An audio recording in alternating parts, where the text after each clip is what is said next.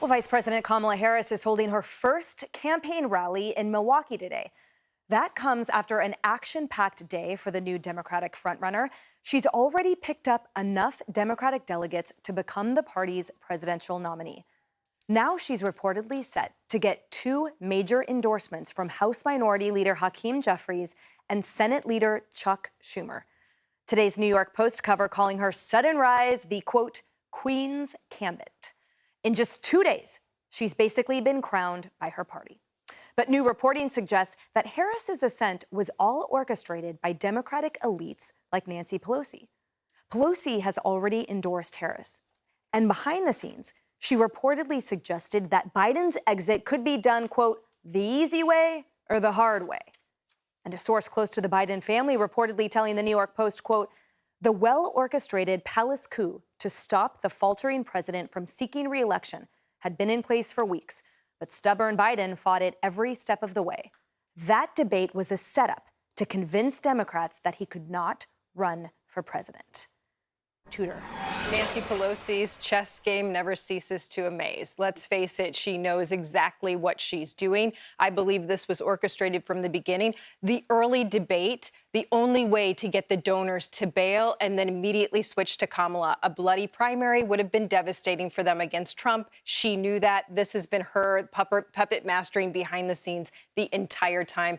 And it's genius and it's dangerous. Cheryl, I thought the medieval times were behind us. It looks like we're smack back in Game of Thrones. Well, an unidentified source said that basically Nancy Pelosi 3 weeks ago said we can do this the easy way, or for 3 weeks from now we can do it the hard way. And it looks like it became the hard way over the weekend with Nancy Pelosi. And by the way, she telegraphed this on MSNBC on Morning Joe when she said it's up to the president. We'll see what he decides to do. That was the nice way. Clyburn comments about Kamala Harris. They knew that this was going to happen 3 weeks ago. This was very orchestrated and very planned. Paul, the easy way or the hard way? You're NYPD. I feel like sort of rings a couple bells. Yeah, exactly. What do we mean, the mafia? Why do I get the feeling that Joe Biden woke up with a horse's head in it? Exactly. Oh, my goodness. Yeah, not good. You know, look, so, I mean, this is what the White House would be then, and the running of the country would be under a Kamala presidency then, right? We're going to have the same sort of questions. Who's running things? Who's really making the calls? You know, she's unburdened by what has been because she's never done anything, right? I mean, her border policy never, you can't even call it bad. It's just non-existent. And let's just remember something. You know, you have a couple of real issues here. The safety in the blue city, in all the cities really, and across the country. She's the one who was tweeting, give money to this bail fund to get out of jail the people burning down our cities. Let's not forget that that's who she is. Yeah, that's the thing. It could be entertaining if it wasn't so utterly tragic. Well, it wouldn't be true because it'd be on the screen and in a movie, but we're living through this one. This is real, Emily.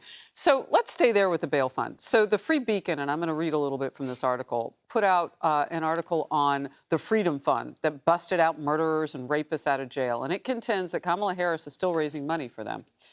Vice President Harris is actively raising money, dated July 22nd, 2024, for a bail fund that busts violent criminals from jail as her nascent presidential campaign signals her candidacy will lean heavily on her roots as a tough-on-crime former prosecutor.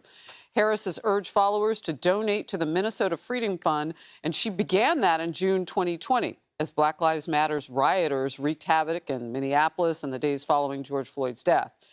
They went on to raise $41 million in 2020, but the group only used a small fraction of that bounty, $210,000, to bail out rioters. The remaining funds helped post bail for violent criminals such as Christopher Boswell, a twice-convicted rapist who was freed from jail in 2020 pending kidnapping and sexual assault charges after the Minnesota Freedom Fund paid $350,000 for his release. Free Beacon. It's an interesting article. You should pick it up and read it. That's right. And this is on the heels of Axios reporting that part of Biden's hesitation to exit was because he did not feel Kamala Harris was ready and was up to par. Interesting. And we hear now reports, as we know, that tomorrow Israeli Prime Minister Netanyahu is addressing a joint meeting of Congress tomorrow. There are reports she's refusing to preside over it. Is this an inkling? Is this a taste of the type of president we'd be subjected to? Well, and as vice president, she's president of the Senate.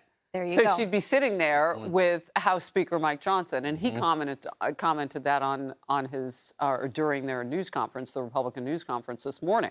saying that she should be there. Well, and him saying that just goes to show this has always been a show government. He knew when he picked her as VP, she wasn't ready. Hey everyone, I'm Emily Campagno. Catch me and my co-hosts Harris Faulkner and Kaylee McEnany on Outnumbered every weekday at 12 p.m. Eastern, or set your DVR. Also, don't forget to subscribe to the Fox News YouTube page for daily highlights.